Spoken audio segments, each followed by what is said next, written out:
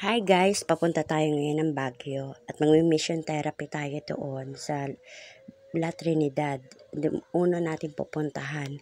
Medyo maganda ang view kaya ito nag-selfie at nag-video muna ako sa labas habang ako'y nawiwili doon sa mga kakatingin sa mga tanim na mga pines. At gusto ko sila talagang i-video at mag-moment habang nagbabiyahe para isang memorable sa akin itong pagmi-mission therapy ko. Dito na ako sa Baguio guys. Ang ganda-ganda at saka lamig-lamig dito nung panahon ng ako'y umakyat.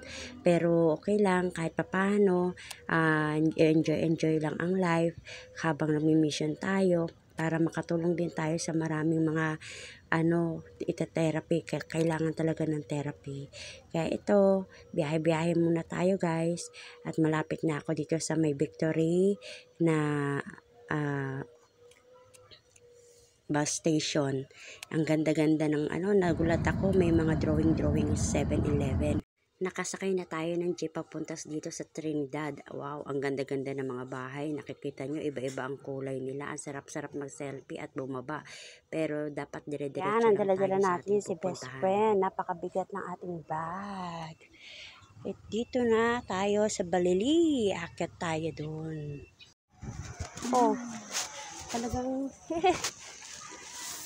Ano yan, Doggy? Tatawid tayo, Doggy. Halika na.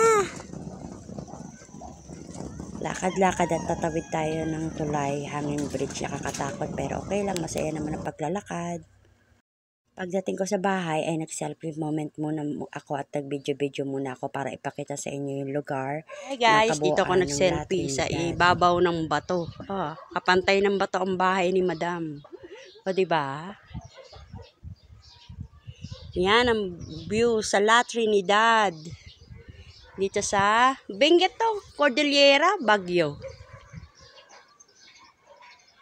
Ganda ng view. Mga bahay nila nasa bato-bato, bundok-bundok. Diyan ako bumaba, diyan ako dumaan. Papunta doon sa bayan. Enjoy the moment watching guys. Follow me, subscribe and like my YouTube channel. Thank you. God bless you.